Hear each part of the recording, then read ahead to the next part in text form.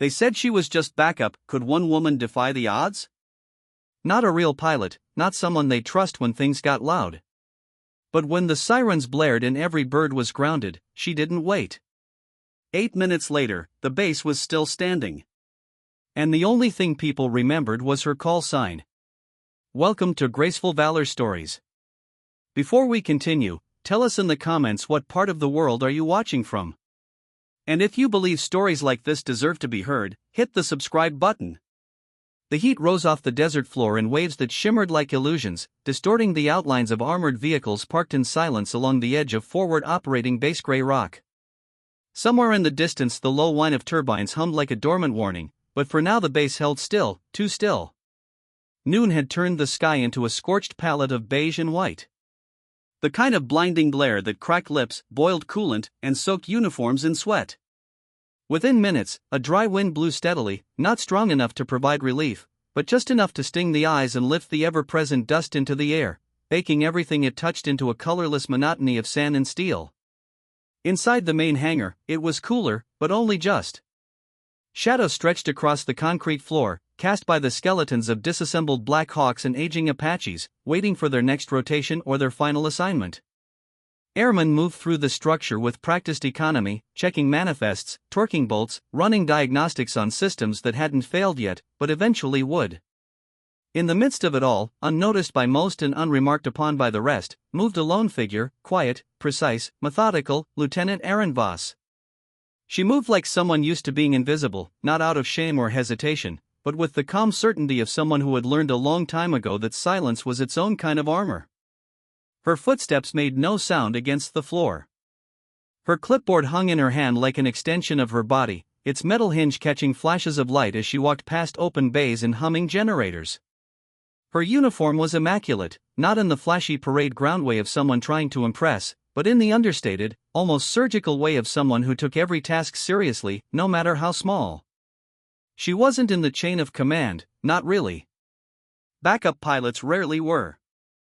Her bird, an old UH-60, tail number 239, sat at the far end of the hangar under a faded tarp.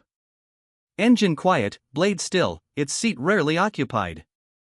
The Black Hawk was maintained, fueled, and flight ready. Always, because that was her job, to keep it ready just in case. In the event that every other pilot was out, injured, dead, or otherwise unavailable. In a scenario no one ever truly prepared for because they didn't believe it would ever come, the base had 11 active pilots. Erin Voss was the 12th. On paper, she flew. In practice, she was a contingency. Most people called her Backup Voss. Some didn't even know her first name. She didn't take it personally. She hadn't come to Grey Rock for praise or camaraderie or to trade war stories at the commissary over instant coffee. She wasn't there for the challenge or the medals or the adrenaline that others seemed to crave. She was there because there were still some things in the world she needed to atone for. Things buried in classified folders and events that had happened under false names and different call signs. Things that made her presence here feel almost like penance. Every morning she checked her bird. Every afternoon she ran simulations in the old cockpit, hands on phantom controls, eyes scanning screens that hadn't lit up in weeks. Every evening she filled out maintenance logs no one ever read. And every night when the base lights dimmed and silence returned to the desert, she sat on the tailgate of the Hawk, listening to the wind and wondering whether today would be the day she'd be called. It never was. Until it was, will her moment finally arrive? That morning, Voss had been reviewing the base's emergency evac corridors. A training exercise had been scheduled 3 clicks west of Outpost Rook, where a joint unit was rehearsing convoy defense in hostile terrain.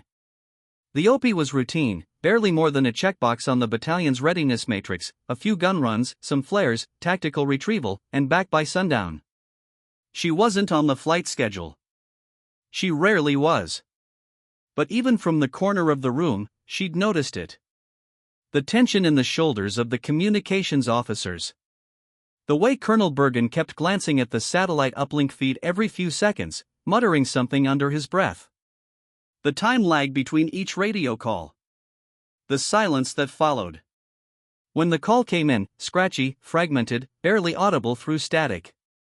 The words were clear enough to freeze the room. Under fire, ambush, convoy split, requesting air support. We are surrounded. The response was immediate. 2 Apaches lifted off within 90 seconds. 3 medevac birds were readied on the tarmac, but the pilot roster was short.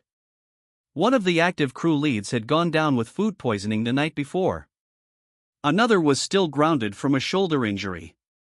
The third had been rerouted for a diplomatic transport run. That left 1 chopper unassigned, 1 mission uncovered, and the only pilot left with a machine fueled, cleared, and already prepped for departure was the one no one wanted to call. Erin didn't move. She stood just outside the hangar bay, back straight, arms at her sides, eyes locked on the command staff through the glass wall. She could see the tension build, the calculations forming in real time behind narrowed eyes. Not yet. They wouldn't ask. They were still checking if someone else could be asked, still hoping someone better, someone proven could be pulled from another squad. Until Sergeant Montrose, a wiry, grizzled tech chief with grease under his fingernails and 30 years of battlefield pragmatism in his voice, muttered, "Her bird's ready. She's already on the manifest. She knows the zone. Hell, she trained half the current crew on emergency extraction." There was a pause, long, uncomfortable. Then Colonel Bergen looked up. "Where's Voss?" Silence. Then slowly Erin stepped forward, not with triumph or smugness, but with calm efficiency, like someone who had already expected this to happen. Her hand went to her left wrist, brushing beneath the cuff of her sleeve, where 5 black tally marks, inked small and clean, were etched into her skin like a reminder. She didn't speak. She didn't smile. She simply nodded once and turned toward the flight line. No one clapped. No one cheered.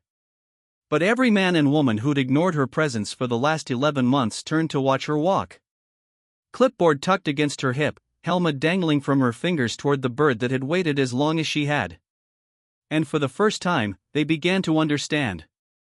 She hadn't been backup. She'd been the one plan that never failed. The one bullet left in the chamber. The one card they hoped they'd never have to play. But now they had. And Erin Voss, the woman they never noticed, never praised, never thanked, was about to take flight. No one said her name when the board lit up red. The first wave of tremors had shaken the outer hangars and the east perimeter went dark. Smoke trailing into the sky. But command didn't even check the backup roster. The real pilots, those with their names etched on plaques and their call signs sewn into jackets, were already scrambling toward grounded aircraft, shouting into radios that spat only static. And in the middle of that chaos, Evelyn Hart stood motionless in the shadow of her assigned bird.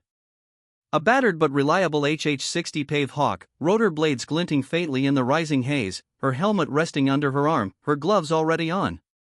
She hadn't been cleared for a real sortie in over 6 months.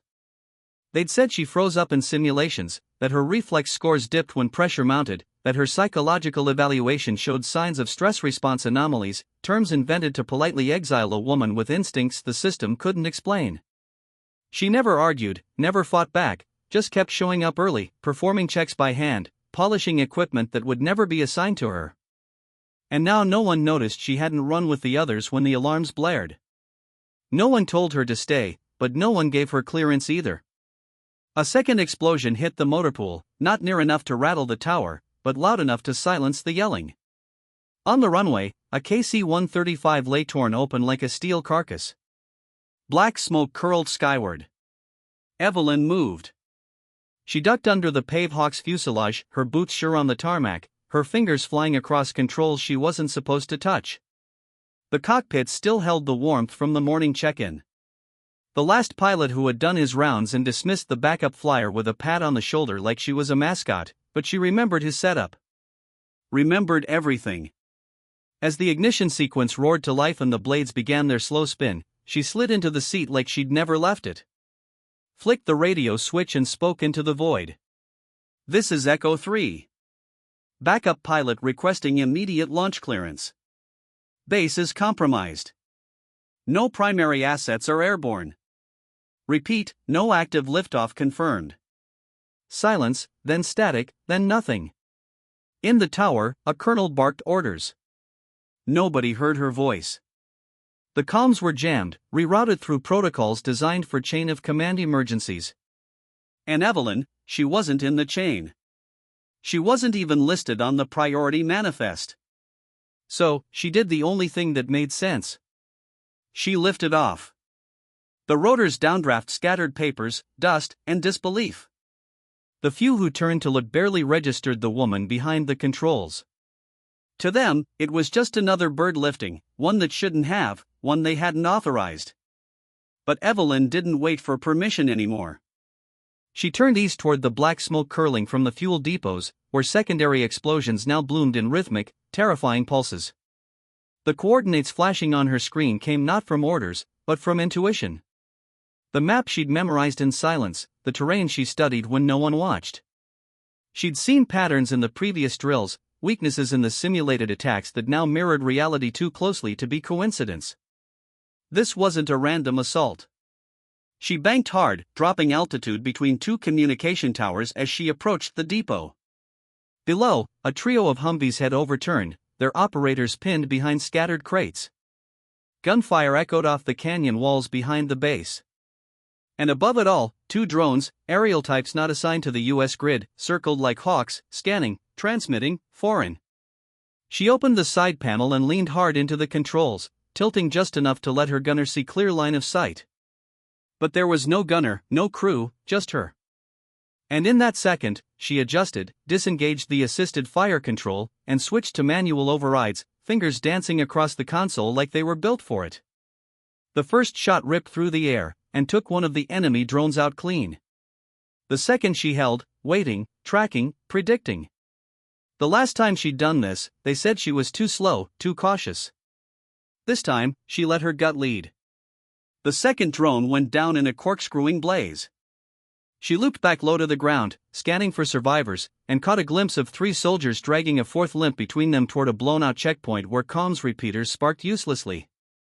She landed fast, hard enough to shake the bird, kept the rotors spinning, doors open.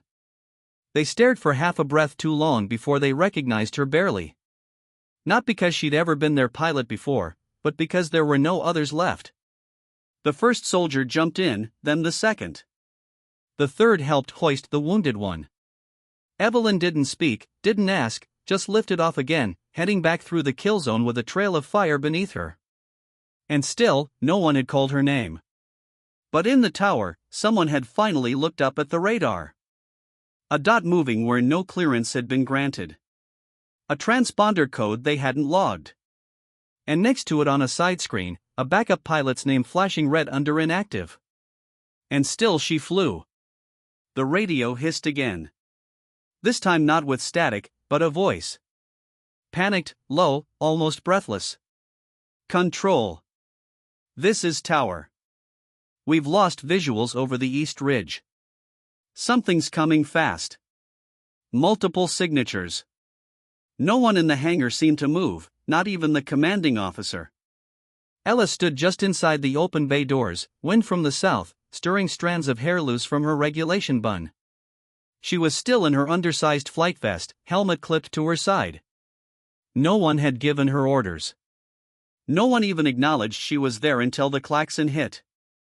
A screaming, soul-cutting sound that flattened every joke, every sneer, every dismissive shrug that had trailed her through training. And in that instant, there were no backup pilots, no scheduled rosters, just silence and incoming. Will a forgotten hero rise to the challenge? Lieutenant Colonel Rhee, head of the base's air operations, grabbed the emergency intercom. Red alert. Scramble teams Alpha through Charlie.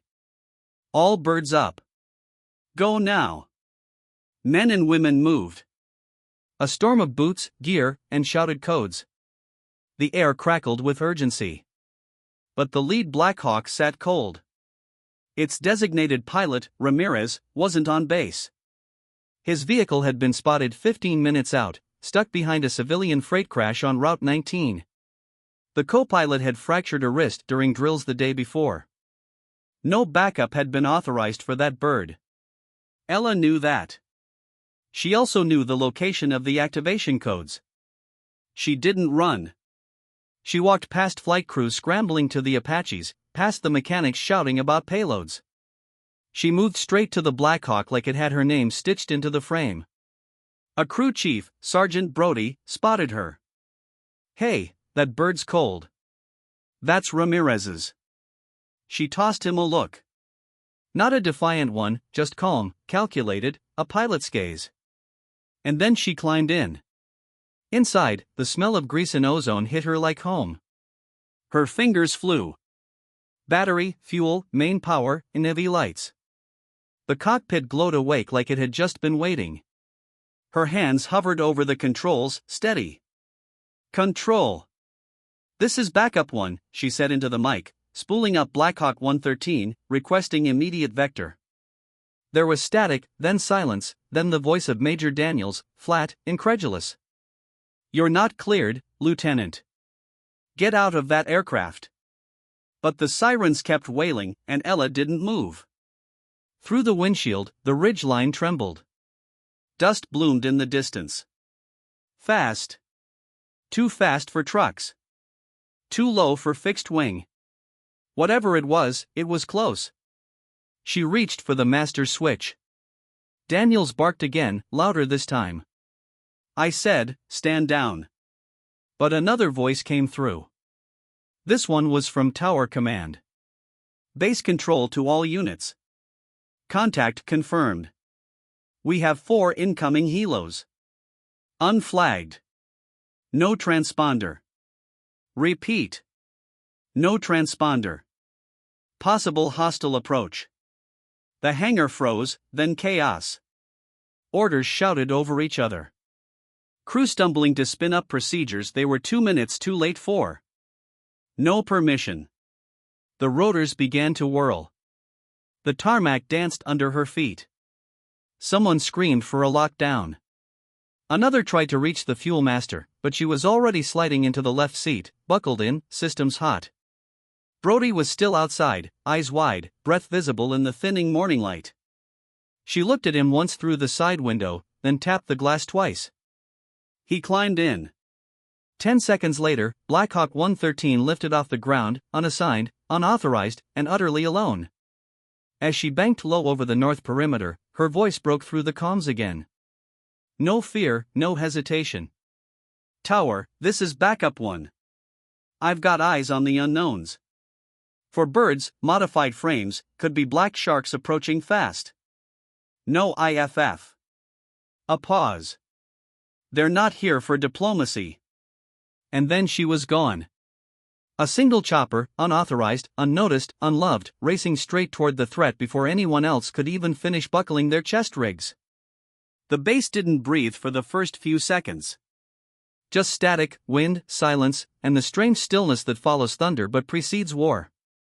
Arya stood beside the open bay door of Hangar 4, helmet under her arm, the air heavy with the metallic scent of oil and ozone. She had heard the coded phrase over the encrypted channel. Red Echo 09 or a confirmed threat perimeter breach, but it wasn't real until the klaxon split the sky and every light on the airstrip blinked crimson. That sound didn't mean a drill. That sound meant someone was coming for them. She moved before the others. Men bolted across the tarmac, some with helmets half buckled, others still dragging on gear as they sprinted toward their assigned craft. But too many were pointing skyward toward a shape barely visible through the sun-glared clouds, angular, fast, unfamiliar, and then another. 3, 5. The F-16s were grounded, diagnostic codes still scrolling across maintenance tablets beside their wings. 2 Ospreys had returned from recon less than 2 hours ago, their fuel levels not even back to standard. The only thing operational, prepped, and armed was the AH-64D Apache she had been running system checks on all morning. No one had expected anything today, which was exactly why it was happening. Command didn't scream orders. They didn't need to. The control tower cut all lights. All communications ceased. All aircraft stayed parked, vulnerable in the open like teeth waiting for a strike to the jaw. The protocol was clear. Do not engage until confirmed. But Arya wasn't looking at the tower. She wasn't thinking about protocol. She was watching the lead silhouette bank lower, then leveled directly toward the control compound. She saw something flash beneath its undercarriage. Then she felt it, a dull rumble, like the sky was grinding its own teeth. A second later, a round of earth-to-air artillery exploded 20 m short of the main column's array, shearing concrete and twisting steel like plastic. The blast knocked over 3 maintenance crew, blinded 2 more. No return fire, no scramble signal. The base was still frozen in silence. She ran. Not toward the bunker, not toward the tower, not toward the groups forming behind barricades. She sprinted straight for the Apache. Her boots hit the tarmac like gunshots. She didn't shout, didn't wave, didn't ask. She climbed the side strut, flipped the cockpit latch, and hauled herself inside. One mechanic shouted something behind her. Probably, "You can't," or "Who gave clearance?" But she couldn't hear through the scream of spinning rotors. She had already bypassed the biometric lock. She had flown this bird in simulation 100 times, twice in training, never in combat, until now. The cabin around her came alive in a staggered pulse. Blade systems stabilizing. Target sensors syncing to hoodie. The soft electronic whine of the TADS optics adjusting to battlefield contrast. It was a symphony of design built for chaos. She toggled to manual, disengaged the final ground lock, and lifted. The nose rose hard, too fast. She overcompensated with the cyclic. The fuselage rocked back slightly. The helicopter climbed nonetheless, clawing at altitude. Dust swirled around the hangars. People turned and stared. The command tower issued no clearance. But they saw it. They saw her. At 300 feet, she banked east. One of the unidentified hostiles had broken formation and was dipping low, likely marking targets on infrared. Arya tagged it before it locked onto the fuel depot. She hit the throttle and soared forward. No one else was in the sky. The enemy jet noticed her late. She came in fast, angled below its belly, fired a warning burst with the 30mm chain gun to divert trajectory. The pilot banked away, startled by resistance, but the second jet didn't. It dropped altitude, aligned with the western barracks, and fired. She was too far to intercept. The missile tore through one of the outer walls. Flames bloomed, a black flower growing in the sky. Screams over radio channels. The base still hadn't returned fire, still frozen, still stunned that someone had taken off. And then the colonel's voice cut through the comms, jagged and broken. "Who's flying that Apache?" No answer. Arya's voice stayed silent. She pivoted hard left, feeling the tailyaw under strain, and locked onto the jet, pulling around for a second pass. She looped above it, used the sun to blind its rear camera, dropped altitude, and came in from behind. Close. Too close. She armed the Hellfire, but held her breath. A pause, a decision. Then she fired. The missile struck just below the right wing. The jet broke apart in air. No explosion. Just a devastating separation of wing and fuselage. The pilot ejected. The shell plummeted behind the hills. Smoke marking its grave. Still no word from command. Still no orders. And she didn't care. She wasn't back up anymore. The comms erupted. Orders flying in too late. Mobilization scrambled. F-16s being dragged to position. But she was already moving toward the final 2 jets, circling for alignment. One veered off, the other turned toward her. She stayed straight, unflinching. Altitude dropped, speed climbed. She was outgunned, but she had momentum. He locked on. She broke pattern. He fired. She cut to the right in a blade-scraping dodge that nearly collapsed the tail. Alarm screamed. Hull integrity warning. Flare deploy automatic. She launched another Hellfire. This one caught the left stabilizer. Threw the enemy jet into a death spin. It didn't recover. And by the time the fire team arrived, Arya was already looping back low to the ground, scanning for the last hostile. She had saved the base, and no one had even asked her name. The first moments after the last explosion were soundless, not because the noise had truly ceased, but because her body had tuned it out entirely. Captain Allura Miles sat rigid in the cockpit of the scorched Blackhawk, its frame trembling under her, smoke trailing behind the rotors like the blood of a wounded animal still flying on sheer will. The interior stank of fuel, heat, and something bitter, burnt electronics, maybe.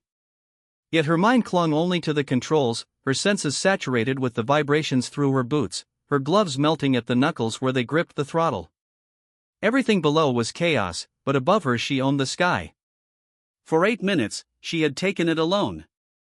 When the base came into view again, still standing against all odds, it wasn't triumph.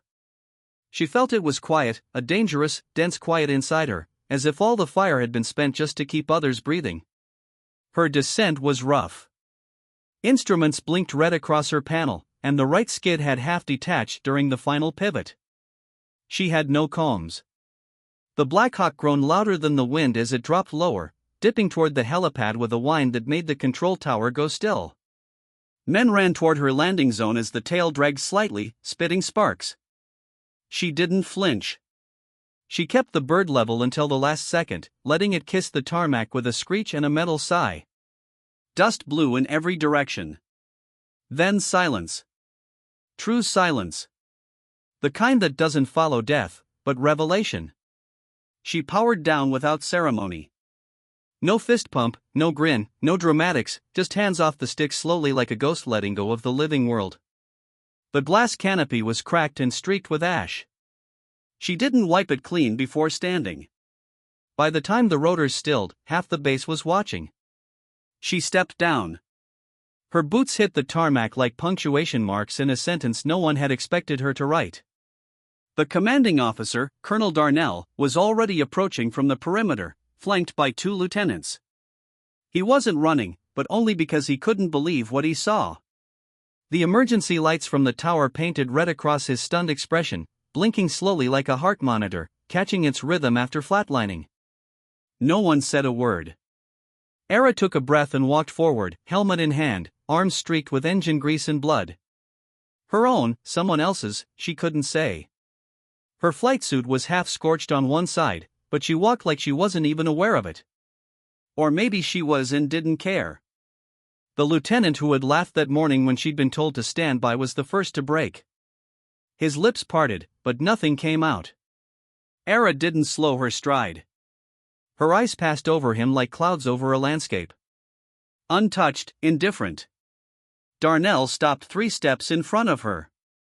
He looked at her face, then the chopper, then her again. You. But cut him off without a word.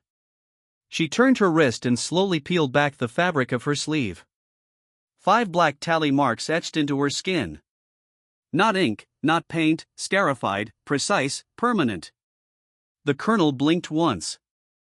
I thought you were backup, he said, voice low like confession. I was, she replied, tone level as stone. Behind her, the emergency crews reached the chopper. They paused, staring at the fuselage, riddled with bullet holes.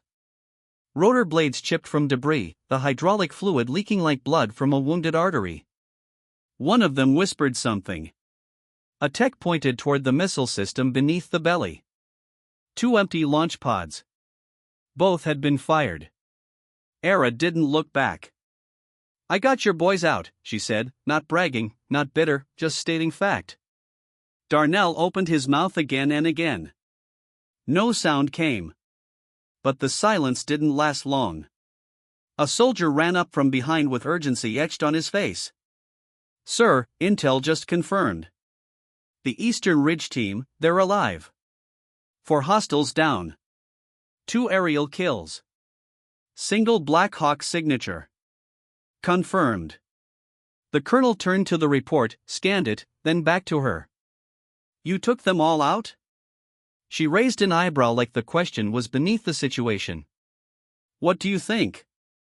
Another pause. A deeper breath from the colonel. You had no orders. I had eyes and I had a Black Hawk. I made a call. That sentence in another context might have earned her a tribunal. But here on this scorched tarmac, with the air still humming from what she'd done, it landed like a war drum. Somewhere in the back, someone started clapping. Just one person, then two.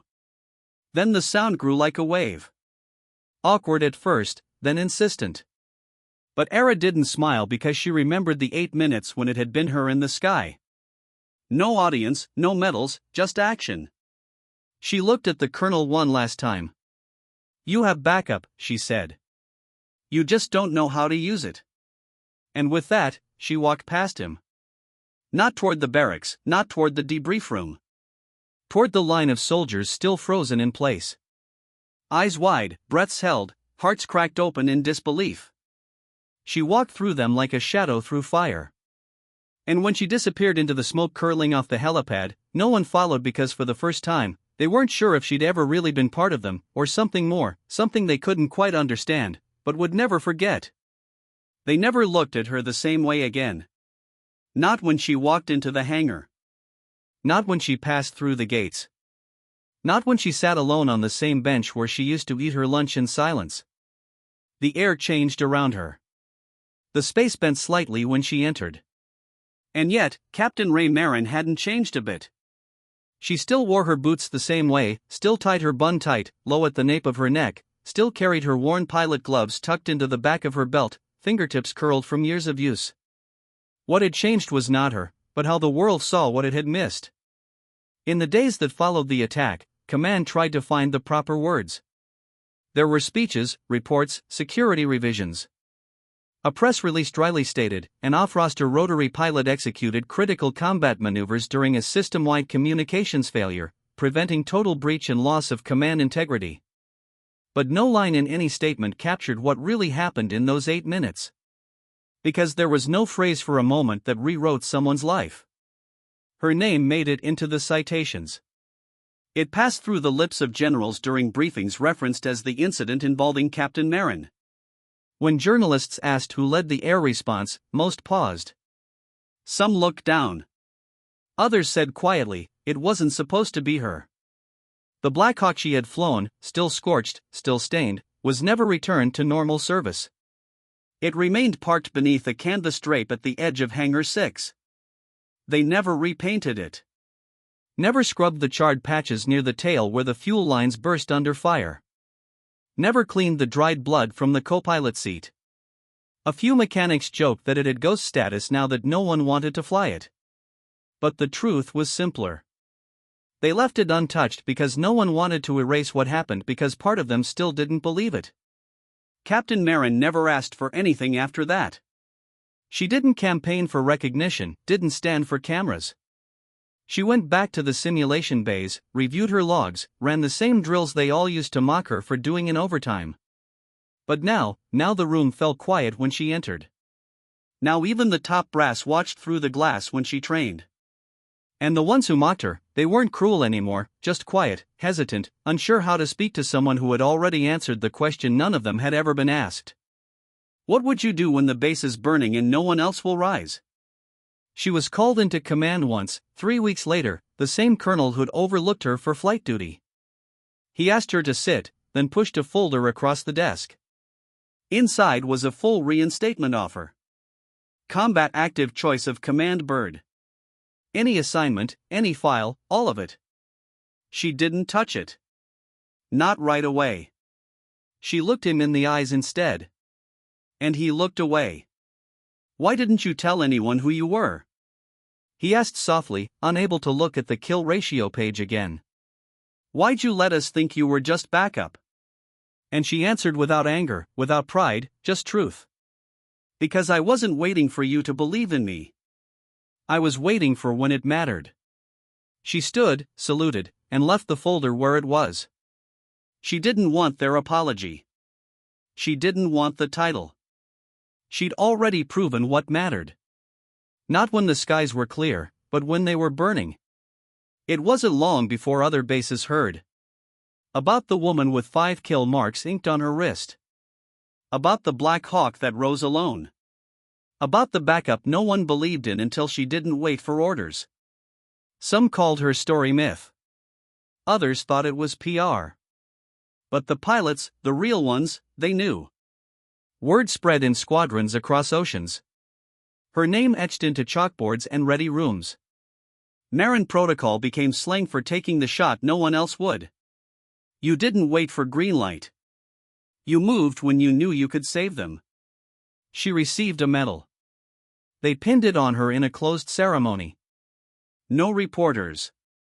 Just 24 souls who'd seen what happened. The base commander shook her hand, held it longer than protocol allowed, then stepped back. She didn't smile. She didn't tear up.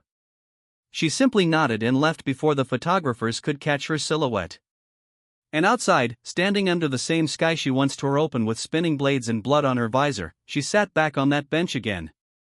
Same posture, same gloves in her belt. Same woman. A young recruit passed her, one of the same who used to joke she wasn't a real pilot. He froze, stared, didn't speak. She looked up, offered a small nod, and said quietly, "They let you fly today?" He nodded, unsure how to respond. She smiled, not unkindly. "Good. Don't wait for perfect conditions. Just fly." And that was all. He left, unsure if he'd been blessed or warned. Maybe both. Later that week, she disappeared. Off base, no goodbyes, no transfer orders, just a cleared locker and an empty chair in the simulator bay. They said she didn't even wait for her medal to be processed through the system. Some said she was reassigned to Black Ops. Others claimed she flew relief missions over collapsed zones with no transponder ID. And a few, only the oldest flyers, whispered that she went back to her origin, to the skies where she first learned to fly. That the call sign Red Echo had been heard again on open comms over a remote desert conflict just before the enemy line collapsed. But no one could confirm it. No one saw her again except once. 6 months later, a new recruit pinned down during an evacuation. Enemy fire close. No air support available. Everyone else was grounded, but a Black Hawk, battle-worn, tail patched with burnt metal, emerged from behind the ridge. No call sign, no transponder, just that silhouette against the fading sky. She landed fast, blade screaming, door open before the skids touched. And as the rookie scrambled aboard, heart thundering in his chest, he looked up and saw her. Blonde hair tucked under the cap, 5 marks on her wrist, blue eyes in the mirror. She didn't speak, just gave a slight nod, as if to say, "You're safe." Then she vanished again. Some say she wasn't real, that no one like her could exist in the bureaucracy of war. But the survivors didn't argue. They just kept flying, hoping one day, if things ever got that bad, she'd be there again. And the Black Hawk would rise once more. She never asked for the spotlight. She just flew when no one else would. If this story moved you, tell us in the comments. And if you believe the world should hear more stories like hers, you know what to do.